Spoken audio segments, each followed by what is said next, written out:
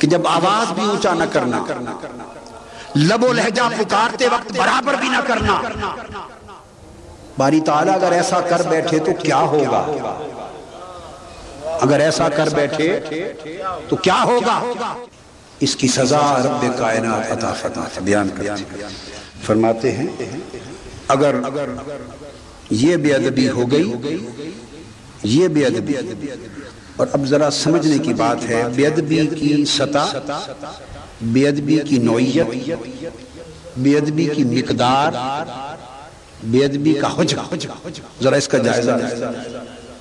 بے ادبی ہے فقط مجلس میں بیٹھے اور آقا علیہ السلام کی آواز سے آواز اونچی کرنی، بس اتنی بے ادبی کی سزا سن لیں۔ یہ اگر بے ادبی کے گریڈز بنانے لگ جائیں نا، بے ادبی کے درجے، تو اس کی اگر 1000 گریڈ بنا لیں، 1000، تو میرا خیال میں ان 1000 گریڈز میں یہ شاید پہلا گریڈ۔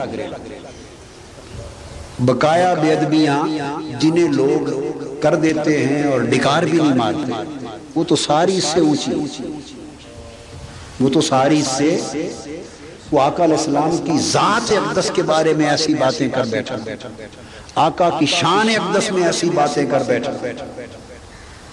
یہاں تو دیکھیے نا یہ بات ہو رہی ہے کہ جب پکارو تو انداز، الفاظ، لب و لہجہ اس میں بھی مساویانہ پن نہ ہو، برابری نہ آئے، اور کہاں یہ اور کہاں اس طرح کی گفتگو کر دینا یا لکھ دینا کہ علم کی بات ہو رہی ہے آقا علیہ السلام کی، تو اس کے تذکرے میں جانوروں کا ذکر کر دینا۔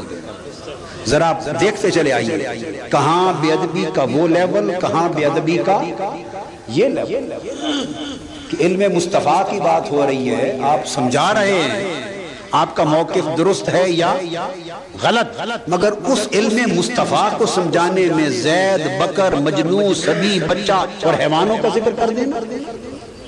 خدا پاک اللہ کی ذات محبوب کا ذکر کرتے بلاتے ہوئے انداز، لب و لہجہ، الفاظ کے چناؤ میں بھی تساوی اور برابری کو گوارا نہیں کرتا۔ اس کی سزا اور حکم قرآن سے میں بیان کر دیتا ہوں، اور بڑی اگلی بے ادبیوں کا حکم آپ خود سوچ لیں کیا ہے۔ اس چھوٹے سے درجے کی بے ادبی جس میں فقط یا شائبہ برتری تھا، یا شائبہ برابری و تساوی تھا، یا شائبہ مثلیت تھا کہ جیسے آپس میں ایک دوسرے کو بلاتے پھرتے ہو، حضور کو بھی اسی طرح بلا دو۔ اتنی بے ادبی پہ عرض کیا باری تعالیٰ یہ کتنا بڑا گناہ ہے۔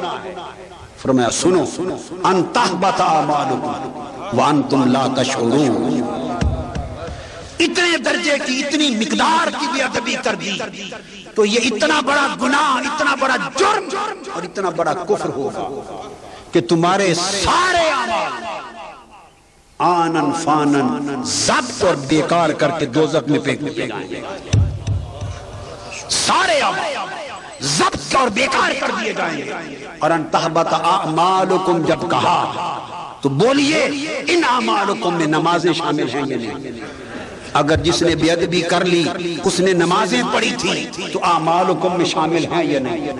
روزے شامل ہیں یا نہیں؟ میں ارکان اسلام کی بات کر رہا ہوں۔ حج شامل ہیں یا نہیں؟ نماز شامل، روزہ اس میں شامل، حج شامل، زکوٰۃ شامل، کلمہ شہادت شامل، جہاد شامل، تبلیغ شامل، مسجدوں کا بنانا شامل، مدرسے بنانا شامل، عمر بھر بستر اٹھا کر تبلیغیں کرنا شامل، اور پیچے شلواریں اوپر اٹھا کر عمر بھر سنت پر عمل کرنا شامل، یہ سب اعمال شامل، صدقہ خیرات شامل، سنت پر عمل کیا، جتنا کیا انبار لگا دیے شامل، ہر سال حج کیا، 100 حج کر ڈالا، 10,000 بار عمرہ کر لیا، جو اعمال کیے تسبیح کی سارے شامل کر کے ایک پیکج بنا کے رکھ دیا۔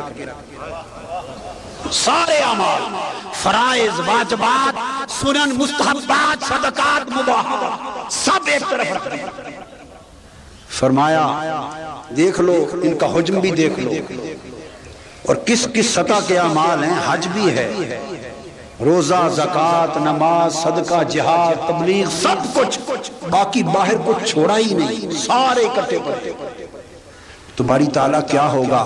فرمایا اتنے اعمال کا ڈھیر اور ان کی اہمیت بھی دیکھ لو، اور ادھر میرے محبوب کی بارگاہ میں اگر اتنی سی بے ادبی کر دی تو فرمایا مجھے اپنی عزت کی قسم اس اتنی سی بے ادبی کے نتیجے میں تمہارے یہ سارے اعمال اٹھا کر دوزخ میں پھینک دوں۔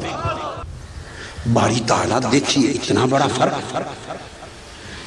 ایک اس طرح کی بے ادبی اور ادھر اتنے اعمال کی پوری کائنات اجڑ گئی۔ کیسے؟ تو یہ بات سمجھنے والی ہے، اگر ادب مصطفیٰ اور بے ادبی بارگاہ مصطفیٰ کی اگر یہ بھی عمل ہوتا، اگر یہ بھی عمل ہوتا تو ایک عمل سے کروڑوں عمل کبھی ضائع نہ ہو سکتے۔ ایک عمل کروڑوں اعمال کو کبھی منسوخ نہ کرتا، اتنے بھاری عمل پڑے تھے۔ اب سوچنا یہ ہے کہ وہ کون سی شے ہے کہ جو ایک طرف تنہا اکیلی ہو اور ادھر اعمال کی کروڑوں اعمال کی پوری کائنات ہو تو وہ سارے راکھ ہو جائیں۔ وہ ایک طاقتور شے کیا ہے؟ تو میں آپ کو سمجھانا چاہتا ہوں، بتانا چاہتا ہوں کہ وہ ایک طاقتور اعمال کی دنیا میں کوئی ایسی چیز نہیں جو ایک عمل ہو اور سارے اعمال کو ختم کر دے۔ وہ ایک طاقتور چیز، اس کا نام صرف اور صرف ایمان، اس کا نام ایمان ہے۔ تو فرمایا کہ جس نے بارگاہ مصطفیٰ میں بے ادبی کی اس کا ایمان جاتا، اس کا ایمان جاتا رہا۔ تو اعمال کا اعتبار تو ایمان سے تھا، ایمان تھا تو اعمال تھے، اور جب بے ادبی مصطفیٰ سے ایمان چلا گیا تو تمہارے اعمال کو آگ لگانی کسی نے؟ اعمال کس کا؟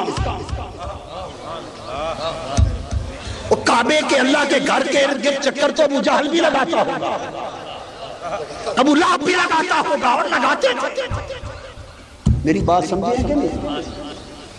مگر فرمایا یہ سارے اعمال معتبر تھے اگر ایمان تھا، اور سب اعمال معتبر ہیں اگر ایمان ہے، اور جب ایمان نہ رہا تو اعمال کا کوئی اعتبار نہ رہا۔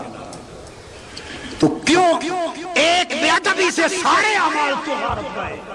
اس لیے کہ وہ بے ادبی عمل نہیں تھا، وہ بے ادبی ایمان کا کچل جانا تھا، اور بے ادبی سے جب ایمان گیا اور سارے اعمال برباد ہو گئے تو بے ادبی کا عکس کیا ہوا؟ ادب۔ تو پتہ چلا کہ مصطفیٰ کے ادب کا نام ہی بس یہ سادہ بات، ادب مصطفیٰ ایمان ہے اور بے ادبی مصطفیٰ کفر ہے۔ چونکہ بے ادبی مصطفیٰ کی بارگاہ کی کفر ہے، اس لیے جو ہی وہ کفر ہوا اعمال سارے گئے۔ اب کیا قصہ رہ گیا کہ فلاں تو یہ کرتا ہے اور فلاں یہ کرتا ہے، کرتا پھر ہم ٹھیکیدار ہیں اس قبول کرنے والے رب نے رد کر دیا ہے، تو آپ اور ہم کیا لگتا ہے؟ یہ بات آپ سمجھیں کہ نہیں؟ وہ کرتا پھرے، روب کس چیز کا؟ فلاں یہ کرتا ہے، یہ کر دیا، اس میں یہ ہے، یہ ہوتا رہے، سارا کچھ ہوتا رہے، اور سارا جمع کر کے ان تحبط اعمالکم کے پلڑے میں رکھ دو، کیا ہو گیا؟ کچھ بھی نہیں، حباء منثورا۔ بھئی ایمان ہے تو اعمال قبول ہیں، اور ایمان نام ہے ادب مصطفیٰ کا۔ تو آؤ دیکھو کہ مصطفیٰ کا ادب بھی ہے یا نہیں۔ ادب ہے تو اگلی بات کرو، یہ ہے، پھر ولی ہے، پھر وہ ولی ہے۔ ادب ہے ایمان کا یہ درجہ، اور پھر اعمال صالحہ کا یہ عالم ہے۔ تو خالی مسلمان کیوں منواتے ہو؟ ولی ماننے کو تیار ہے۔ خالی مسلمان کیا چیز؟ ولی مانتے ہیں، اس کے جوڑے سر پہ رکھتے ہیں، قدم چومتے ہیں، کوئی کرے نہ کرے میں تو کرنے کو تیار۔ اور اگر وہ ادب مصطفیٰ کا نہیں تو پھر یہ سارا شو کیس میں لگا کے دیتے بھی رہے، ایک پتھر کی مار، قیامت کے دن رد کر دیا جائے گا، یہ سب دیر مردود ہے۔ تو پتہ چلا وہ اصل کیا کہا کہ ثابت ہوا کہ جملہ فرائض فروع ہیں، اصل الاصول بندگی استاج واجب۔